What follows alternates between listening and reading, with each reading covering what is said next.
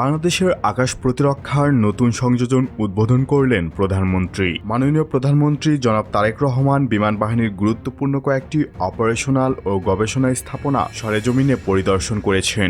ঢাকা সেনানিবাসের air defence operation centre এডিওসিয়ে তিনি air defence system integration ADSI এর উদ্বোধনী ফলক উন্মোচন করেন এবং এর কার্যক্রম প্রত্যক্ষ করেন। এডিএসআই মূলত আকাশ প্রতিরক্ষা সেন্সর, রাডার, কমান্ড সিস্টেম এবং অস্ত্র ব্যবস্থাকে একটি সমন্বিত নেটওয়ার্কে যুক্ত করে। ফলে আকাশসীমায় কোনো হুমকি শনাক্ত হলে তার তথ্য দ্রুত বিশ্লেষণ করে সংশ্লিষ্ট কমান্ড সেন্টারে পাঠানো এবং প্রয়োজন অনুযায়ী প্রতিরোধ ব্যবস্থা সক্রিয় করা সম্ভব হয়। বিভিন্ন এয়ার ডিফেন্স অ্যাসেটকে একই কমান্ড অ্যান্ড কন্ট্রোল কাঠামোর অধীনে এনে দ্রুত সিদ্ধান্ত গ্রহণের সক্ষমতা বাড়ায়। শুধুমাত্র উন্নত বিমান, রানওয়ে আর হ্যাঙ্গারই প্রয়োজনীয় অবকাঠামো নয়, আসল অবকাঠামো হলো C4I, data link, network system, advanced radar and air defence command, advanced training and simulation system ইত্যাদি।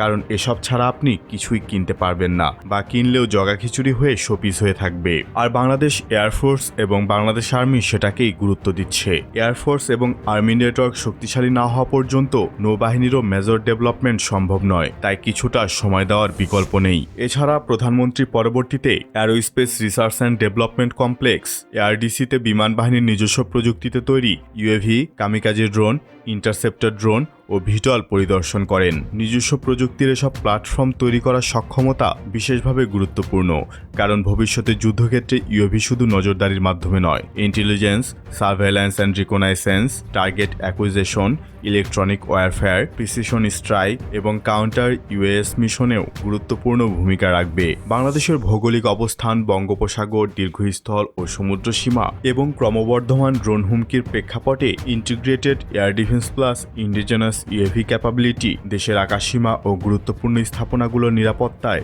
বড় ধরনের কৌশলগত গুরুত্ব বহন করে। বিশেষ করে বিদেশি প্রযুক্তির ওপর নির্ভরতা কমিয়ে নিজেদের প্রয়োজন অনুযায়ী ইউএভি ও আকাশ প্রতিরক্ষা প্রযুক্তি উন্নয়নের সক্ষমতা অর্জন ভবিষ্যতে বাংলাদেশের প্রযুক্তিগত আত্মনির্ভরতা এবং প্রতিরক্ষা সক্ষমতা বৃদ্ধির গুরুত্বপূর্ণ ভিত্তি হয়ে উঠতে পারে।